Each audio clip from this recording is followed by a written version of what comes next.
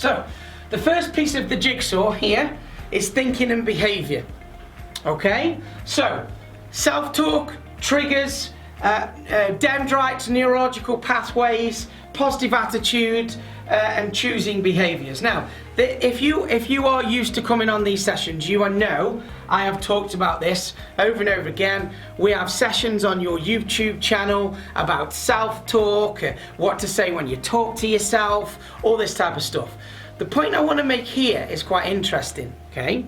So the point is, when we went out and asked these 4,000 people what they did to become successful, we had a bit of a preconceived idea of what they were going to say first. And we were completely wrong.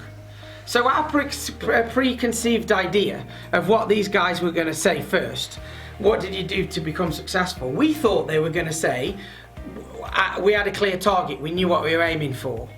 Okay, and if you see any interviews with sports people, maybe, you know, on the BBC at the Olympics or something like that, when they're interviewed, they're normally asked, what about your success, and they normally ask a question, have you always wanted to be a runner, have you always wanted to be a swimmer, and so on and so on. And normally those elite sports people will tell you, they'll say, oh, I knew what I wanted from an early age.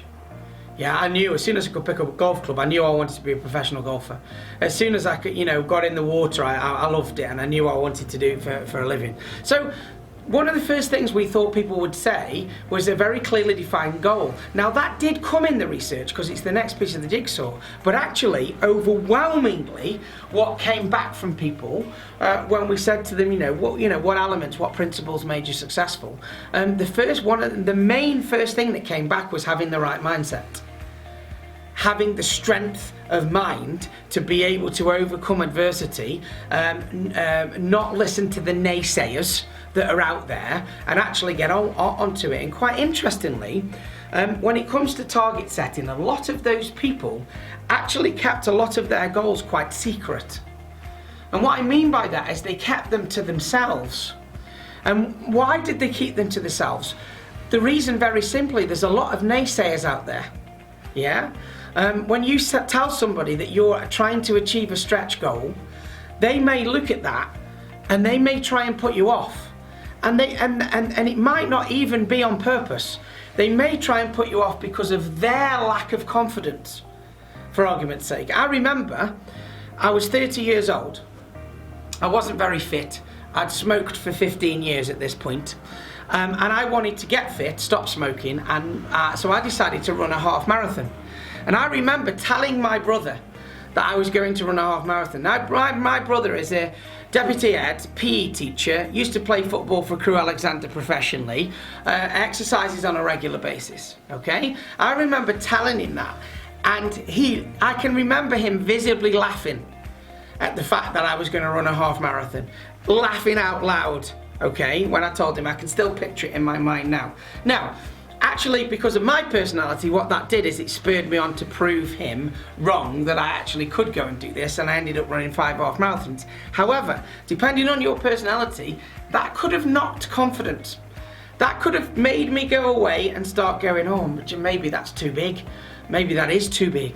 Yeah, and it starts to impact my thinking at that point. And quite interestingly, a lot of those successful people didn't tell people about what their goals are. They actually kept them secret because they didn't want other people.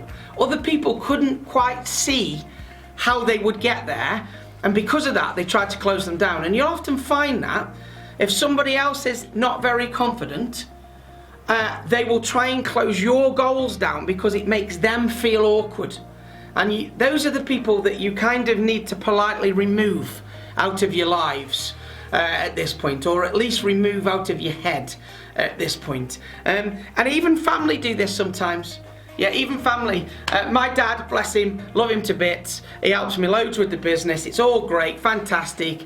Sometimes I set targets and he kind of goes, I'm not sure that, that's a lot of work for your son.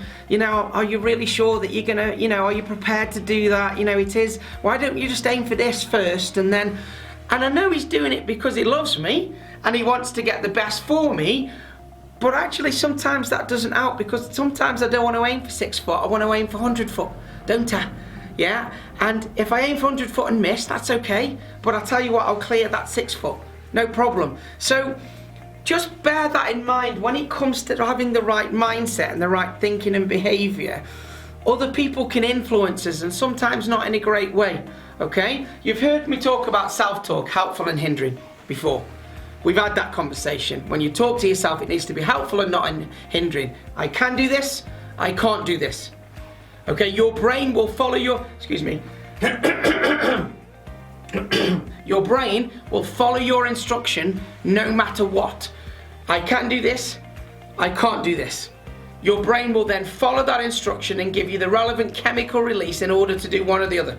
Okay? To either fight or flight from the situation. I can do this, I can't do this. Okay?